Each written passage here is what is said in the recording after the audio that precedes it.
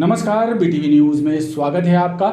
आइए खबरों की शुरुआत करते हैं इस खबर के साथ। हर घर नर्मदा जल पहुंचाने वाली अमृत परियोजना फेज 2 की टेंडर प्रक्रिया 15 दिनों के भीतर शुरू हो जाएगी।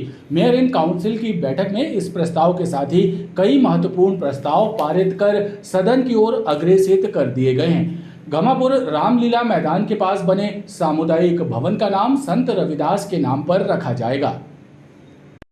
मेयर इन काउंसिल की बैठक में 10 से ज्यादा प्रस्तावों को पारित कर सदन की ओर अग्रेसित किया गया है। स्वीकृति की मोहर जिन प्रस्तावों पर लगी है उनमें अमृत फेज 2 परियोजना एवं लीज के प्रकरण और निर्माण कार्यों के प्रस्ताव शामिल हैं। इसके साथ ही इनकम टैक्स चौराहे का नाम वाल्मीकि चौराहा करने एवं घमापुर रामलीला मैदान के पास बनाए गए सामुदायिक भवन का नाम संत रविदास सामुदायिक भवन करने का निर्णय भी मेयर इन काउंसिल में लिया गया है। 284 करोड़ रुपए की जो परियोजना है हमारी अमृत फेज 2 की, वो जल विभाग वाली जो हमारी स्वीकृत हो चुकी है। 15 दिन के अंदर टेंडर प्रक्रिया पे हम लोग जाने वाले हैं। जैसा मैं कहता था कि आने वाले 2 वर्षों में हर घर नर्मदा जल होगा। इसके अलावा आज कुछ लीज के प्रकरण भी हम लोग ने स्वीकृत किए। कुछ हमारे जो हमारे कर्मचारी भाई हैं उनके भी कुछ मामले थे, डीए के मामले थे 5% के, और ऐसे बहुत सारे मामले थे, उनको भी किए। हम लोगों ने आज घमापुर में नवनिर्मित जो सामुदायिक भवन है उसका नामांकन भी किया, जो भवन संत रविदास जी के नाम से आज एमआईसी ने उसको पारित किया। महापौर जगत बहादुर सिंह अन्नू का कहना है कि 1.5 साल के भीतर संस्कारधानी के प्रत्येक घर में नर्मदा जल पहुंचने लगेगा। अमृत योजना शहर विकास में मील का पत्थर साबित होगी। सरकार द्वारा बढ़ाए हुए वेतन का भुगतान जिला प्रशासन द्वारा नहीं कराया जा रहा है, ये आरोप लगाते हुए आशा उषा कार्यकर्ताओं ने कलेक्ट्रेट में विरोध प्रदर्शन किया।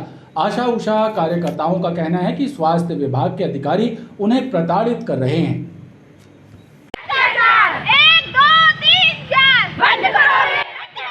आशा उषा कार्यकर्ताओं ने कलेक्ट्रेट में विरोध प्रदर्शन करते हुए आरोप लगाया कि स्वास्थ्य विभाग के अधिकारी मनमानी पर उतारू हैं। आशा उषा कार्यकर्ताओं को बढ़ा हुआ वेतन नहीं दिया जा रहा है, जिसके चलते आशा उषा कार्यकर्ताओं में आक्रोश व्याप्त है।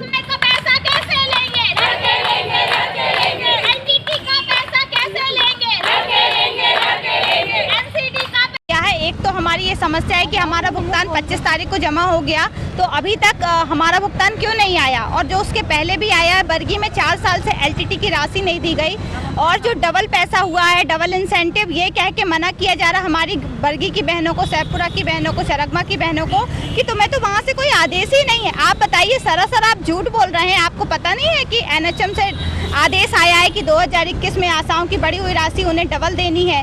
आप विधानसभा में तो आप बार बार प्रस्तुत करते हैं कि आपने इतना दे दिया, इतना दे दिया, और बार बार कलेक्ट्रेट में लोग खड़े हुए हैं, तो आप बताइए आपने कहाँ दे दिया। नाराज आशा उषा कार्यकर्ताओं का कहना है कि यदि उच्च अधिकारियों ने ध्यान नहीं दिया तो तीव्र विरोध किया जाएगा। शिक्षा संबंधी ओलंपियाड परीक्षा में जबलपुर जिले के 23 बच्चों का सिलेक्शन हुआ है। राज्य शिक्षा केंद्र से जारी किए गए प्रमाण पत्रों का वितरण कलेक्टर सौरभ कुमार सुमन के द्वारा किया गया। प्रमाण पत्र पाकर बच्चों के चेहरे खुशी से खिल उठे। शिक्षा की ओलंपियाड परीक्षा में जबलपुर जिले के 23 बच्चों ने सिलेक्ट होकर अपनी प्रतिभा का जलवा बिखेर दिया। परीक्षा में अव्वल आने वाले कक्षा 2 से 8वीं तक के बच्चों को कलेक्टर सौरभ कुमार सुमन ने प्रमाण पत्र प्रदान कर सम्मानित किया। राज्य शिक्षा केंद्र से प्रमाण पत्र आए हुए थे, जिसमें संचालक महोदय के हस्ताक्षर थे, और इसमें कलेक्टर साहब ने हस्ताक्षर करके उन बच्चों को कलेक्ट्रेट में बुलाया, उनसे बातचीत की और उनसे पूछा कि एग्ज़ाम जो है किस तरह से रहता है, और आगे आने वाले एग्ज़ामों की महत्ता बताते हुए और समझाते हुए माननीय सीओ जिला पंचायत जयती सिंह मैडम और कलेक्टर साहब ने बच्चों से जो है परीक्षा के संबंध में विस्तृत चर्चा की, साथ में उनको मार्गदर्शन भी दिया। परीक्षा पास करने वाले बच्चों को अब संभागीय स्तर एवं राज्य स्तरीय परीक्षाओं में शामिल होने का अवसर प्राप्त होगा। ISIS मॉड्यूल मामले में NIA ने बड़ा एक्शन लेते हुए जबलपुर से प्रतिबंधित संगठन ISIS से जुड़े एक और आरोपी को गिरफ्तार किया है। बताया जाता है कि आरोपी NIA द्वारा पूर्व में जबलपुर से गिरफ्तार किए गए 3 सहयोगियों के साथ मिलकर प्रतिबंधित संगठन ISIS की विचारधारा से जुड़कर देश में आतंक फैलाने की साजिश का काम कर रहा था। आरोपी की गिरफ्तारी NIA ने पुष्टि की है। NIA की टीम ने करीब 3 माह बाद बड़ा एक्शन लेते हुए जबलपुर से ISIS से ताल्लुक रखने वाले एक और आरोपी को गिरफ्तार किया है। आरोपी का नाम काशिफ खान बताया जा रहा है, जो जबलपुर का रहने वाला है और ISIS की विचारधारा पर काम कर रहा था। सूत्रों के मुताबिक NIA द्वारा जबलपुर से गिरफ्तार किया गया आरोपी काशिफ प्रतिबंधित संगठन ISIS की विचारधारा से ताल्लुक रखता था और NIA द्वारा पूर्व में जबलपुर से गिरफ्तार किए गए सैयद मामूर अली, आदिल खान और मोहम्मद शाहिद के साथ मिलकर काम कर रहा था। NIA ने 3 माह पहले इन तीनों को गिरफ्तार किया था। बताया जाता है कि NIA की टीम भोपाल से जबलपुर आई थी और उसने आरोपी को गिरफ्तार किया, जिसे भोपाल ले जाया गया है।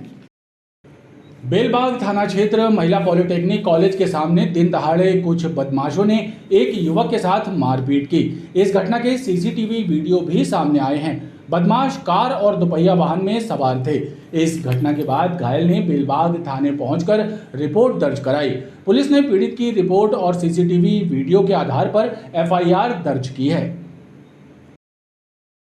बेलबाग थाना क्षेत्र महिला पॉलिटेक्निक के पास रहने वाले हर्ष राजपूत नामक एक युवक के साथ कुछ बदमाशों ने दिन दहाड़े मारपीट की। कार और दोपहिया वाहन में सवार होकर आए बदमाश युवक को काफी देर तक मारते रहे और फिर कार में बैठाकर ले गए। हालांकि कुछ देर बाद उन्होंने घायल को छोड़ दिया और भाग गए। घटना के बाद पीड़ित युवक बेलबाग थाने पहुंचा और उसने FIR दर्ज कराई। पुलिस ने मामले में प्रकरण दर्ज कर आरोपियों की तलाश शुरू कर दी है। ये हर्ष राजपूत ने आकर रिपोर्ट किया थाने में कि महिला पॉलिटेक्निक के साथ उसके साथ शेरा और 2-3 अन्य लोग मारपीट किए थे, तो इन लोगों के खिलाफ FIR दर्ज कर ली गई है और आरोपियों की तलाश जारी है। मारपीट की ये घटना CCTV कैमरों में कैद हुई है। पीड़ित ने पुलिस को घटना के वीडियो उपलब्ध कराए हैं। इस वीडियो के आधार पर पुलिस मामले की जांच कर रही है। नागपुर की भाजपा नेत्री सना खान की जबलपुर में हत्या कर दी गई थी। पुलिस को उसका शव अब तक नहीं मिला है। इस बीच मृतका सना खान की मां ने नागपुर के मनकापुर थाने में सना की हत्या करने वाले उसके पति अमित उर्फ पप्पू साहू के खिलाफ शिकायत दर्ज कराई है। इस शिकायत में आरोप लगाया गया है कि सना का पति उसका इस्तेमाल हनी ट्रैप के लिए करता था और उसे सेक्स रैकेट में शामिल करने के लिए करता था। इस शिकायत के आधार पर पुलिस ने प्रकरण में धाराएं भी बढ़ाई हैं। महाराष्ट्र की भाजपा नेत्री सना खान की हत्या के बाद अब उसके परिजनों ने सना की हत्या करने वाले उसके आरोपी पति अमित उर्फ पप्पू साहू पर गंभीर आरोप लगाए हैं। मृतिका सना की मां मोहसिन निशा ने नागपुर के मनकापुर थाने में शिकायत दर्ज कराते हुए आरोप लगाया कि अमित उर्फ पप्पू साहू और दूसरे लोगों ने उसे सेक्स टार्सन रैकेट में शामिल होने मजबूर किया था। अमित साहू उसका इस्तेमाल हनी ट्रैप के लिए करता था। इस शिकायत के आधार पर नागपुर पुलिस ने मामले में धाराएं भी बढ़ाई हैं। नागपुर पुलिस के मुताबिक सना खान के परिजनों की शिकायत की जांच के दौरान पुलिस को ऐसे तथ्य मिले हैं जिससे सना खान को हनी ट्रैप का हिस्सा बनाए जाने की बात सामने आई है, जिसके संबंध में और भी जांच की जा रही है। इधर पुलिस को अब तक मृतिका सना खान का शव नहीं मिला है। हालांकि अब भी सना खान के पति अमित साहू से पुलिस रिमांड पर नागपुर पुलिस पूछताछ कर रही है। माड़ोताल थाना क्षेत्र किहुटा गांव में करंट की चपेट में आने से एक युवक की मौत हो गई। युवक और उसके कुछ साथी मंदिर में झंडा अर्पित करने गए थे। पुलिस ने मृतक के शव का पोस्टमार्टम कराने के बाद मामले को जांच में लिया है। माड़ोताल थाना क्षेत्र ग्राम सूखा के पास स्थित किहुटा गांव में रहने वाले 18 साल के एक युवक की करंट लगने के बाद मौत हो गई। बताया जाता है कि आसिफ और उसके कुछ साथी हनुमान मंदिर में ध्वज अर्पित करने गए थे। इस दौरान आसिम यादव मंदिर के पास एक बरगद के पेड़ के पास खड़ा हो गया, जहां बिजली की हाई टेंशन लाइन गुजर रही थी। इसी दौरान उसे करंट लग गया। घटना के बाद उसे इलाज के लिए मेडिकल अस्पताल लाया गया, लेकिन डॉक्टरों ने उसे मृत घोषित कर दिया। पुलिस ने मृतक के शव को पोस्टमार्टम के लिए भेजा और मामले में मर्ग कायम कर घटना की जांच शुरू कर दी है। आगामी विधानसभा चुनावों के मद्देनजर आपराधिक गतिविधियों पर अंकुश लगाने के लिए बीती मध्य रात्रि के बाद पुलिस ने सभी थाना क्षेत्रों में कॉम्बिंग गश्त का अभियान चलाया। इस अभियान के तहत पुलिस अपराधियों, वारंटियों और अवैध कारोबार करने वालों के ठिकानों पर दबिश देती रही। अभियान के तहत पुलिस ने 500 से ज्यादा वारंटियों के साथ ही अवैध शराब के कारोबार में लिप्त 54 आरोपियों को गिरफ्तार कर 282 लीटर कच्ची 2157 पाव देसी विदेशी शराब बरामद की है। आगामी विधानसभा चुनावों को मद्देनजर रखकर पुलिस द्वारा लगातार अपराधियों और वारंटियों की धरपकड़ का अभियान चलाया जा रहा है। बीती मध्य रात्रि के बाद शहर में कॉम्बिंग गश्त का अभियान चलाया गया। पुलिस की अलग अलग टीमें वारंटियों और अपराधियों के ठिकानों पर दबिश देती रहीं। इस दौरान जिले में लगभग 529 से ज्यादा वारंटियों को गिरफ्तार किया गया। जबलपुर साउथ डिवीजन के थाना क्षेत्रों में भी कॉम्बिंग गश्त के माध्यम से फरार वारंटी पकड़े गए। इनमें से कई वारंटियों की पुलिस को लंबे समय से तलाश थी। 33 स्थायी वारंटियों को पकड़ा है, जिसमें सबसे ज़्यादा गोरखपुर थाने ने 15 स्थायी वारंटी पकड़े और गढ़ा थाने ने 11 स्थायी वारंटी पकड़े हैं। इसी प्रकार से गिरफ्तारी वारंट 58 किए हैं, जो पूरी रात्रि में हम लोगों ने काम किया है पूरी टीमों के द्वारा। जमानती वारंट 47 किए हैं। इस प्रकार से इतने सारे जो हमारे वारंटी फरार थे, कई दिनों से, कई वर्षों से फरार थे, उनको हमारी पूरी टीमों के द्वारा, 8 टीमों के द्वारा रात्रि में पूरी रात गश्त करते हुए और दबिश देते हुए इनको पकड़ा है। कॉम्बिंग गश्त के दौरान अवैध शराब का कारोबार करने वालों की भी धरपकड़ हुई। पुलिस ने अवैध शराब का कारोबार करने वाले 54 लोगों को गिरफ्तार किया। 2157 पाव देसी विदेशी और 282 लीटर कच्ची शराब बरामद हुई।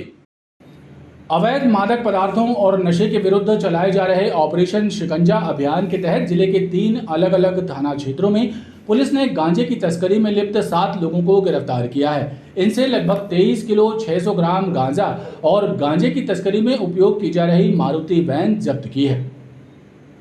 इसी कड़ी में गोरा बाजार थाना पुलिस ने कजरवाड़ा शिवपुरी की तरफ से आ रही एक सफेद रंग की मारुति वैन को पकड़ा। मारुति वैन में 3 लोग सवार थे।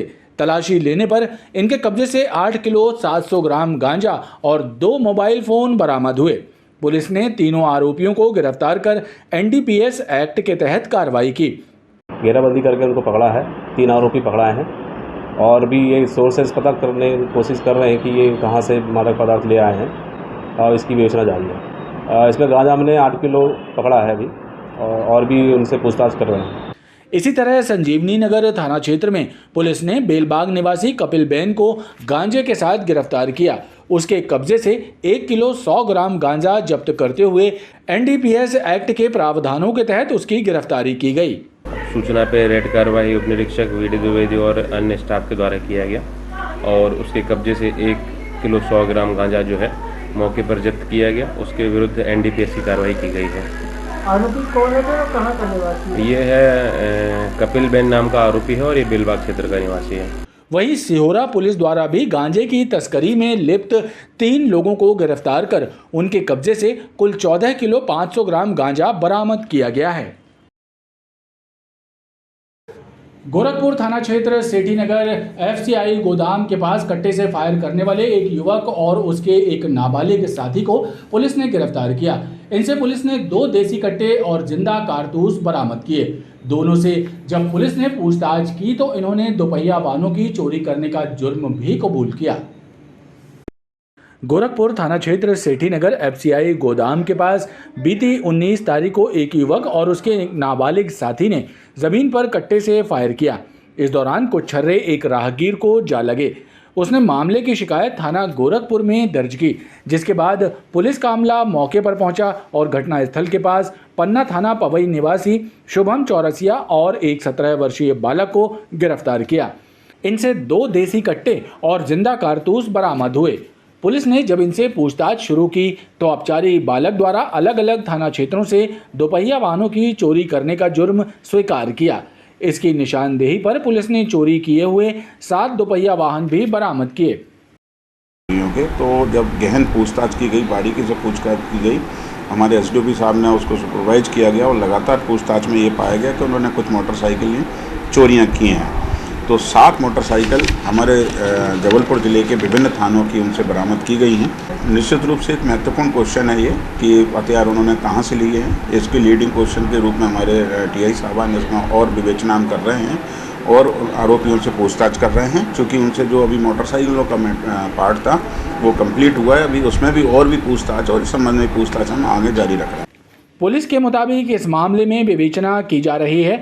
आरोपी आर्म्स कहां से लाए, इस संबंध में बारीकी से पूछताछ की जा रही है।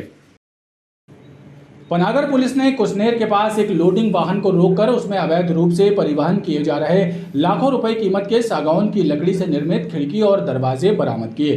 पुलिस द्वारा संदेह के आधार पर लोडिंग वाहन और उसमें लोड सामान को जब्त करते हुए 2 लोगों के विरुद्ध विभिन्न धाराओं के तहत प्रकरण दर्ज कर मामले की जांच शुरू कर दी है। पनागर थाना पुलिस ने कुसनेर ब्रिज के पास संदेह के आधार पर एक लोडिंग वाहन को रोककर छानबीन की तो उसमें कीमती सागौन की लकड़ी से निर्मित खिड़की और दरवाजे लोड पाए गए। पुलिस ने इस संबंध में वाहन सवार कटनी निवासी मुकेश सेन और सुरेंद्र सेन से पूछताछ की, लेकिन दोनों ने इस संबंध में कोई दस्तावेज प्रस्तुत नहीं किए। लिहाजा पुलिस ने चोरी की लकड़ी से सामान तैयार करने के संदेह के आधार पर दोनों को गिरफ्तार किया और विभिन्न धाराओं के तहत प्रकरण दर्ज किया है। कुशनेर गांव के पास में ये हमको मिली जिसमें लकड़ियां भर के, सागौन की लकड़ियां भर के लोग लेकर आ रहे थे, जिसमें 2 आरोपियों को हमने गिरफ्तार किया है, मुकेश सेन और सुरेश सेन। इनको गिरफ्तार किया है और कीमत लगभग लकड़ी और वाहन की करीब 4 लाख के लगभग है और अभी विवेचना में लिया गया है, विवेचना जारी है। पुलिस द्वारा इस संबंध में दोनों से पूछताछ की जा रही है और मामले की जांच की जा रही है। नागपंचमी के मौके पर शहर के प्राचीन अखाड़ा ने परंपरा अनुसार अखाड़ा जुलूस निकाला। जुलूस में शामिल अखाड़ों के पहलवानों और युवाओं ने पटा, विनैटी और अस्त्र शस्त्र विधा का शानदार प्रदर्शन किया। गोरखपुर स्थित स्वर्गीय जगन्नाथ उस्ताद अखाड़े में भी युवाओं और पहलवानों ने लाठी, डंडे, तलवार चलाने का अनोखा प्रदर्शन किया। नागपंचमी के अवसर पर शहर के प्राचीन अखाड़ों में दिन भर कार्यक्रमों का क्रम जारी रहा। शाम के वक्त अखाड़ों से परंपरानुसार अखाड़ा जुलूस निकाला गया। गोरखपुर के जगन्नाथ उस्ताद अखाड़े से ढोल धमाकों के साथ अखाड़ा जुलूस निकाला गया। जुलूस में शामिल पहलवानों और युवाओं ने हैरत अंगेज करतब और प्रदर्शन दिखाए। युवाओं के द्वारा प्राचीन खेल पटा, बिनेटी, तलवार, लाठी का शानदार प्रदर्शन किया गया।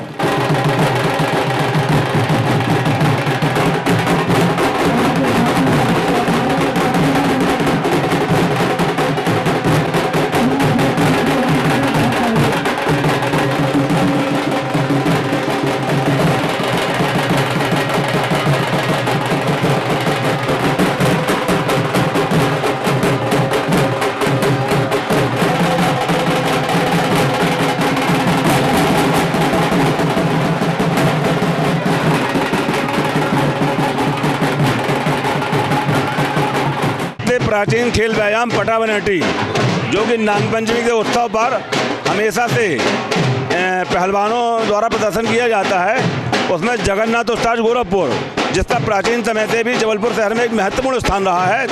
और पटा बिनेटी के खेल में जो ये कहने में अतिशयोक्ति नहीं होगी, जबकि मैं भी किसी व्यायामशाला खलीफा हूँ, लेकिन जगन्नाथ उस्ताद में जो खेल है वो सारे जबलपुर में कहीं नहीं है। जुलूस में विभिन्न अखाड़ों के खलीफा शामिल हुए, जिन्होंने बताया कि प्रतिवर्ष नागपंचमी पर अखाड़ा प्रदर्शन की परंपरा रही है और इस परंपरा का निर्वाह करते हुए इस वर्ष भी परंपरागत जुलूस निकाला जा रहा है।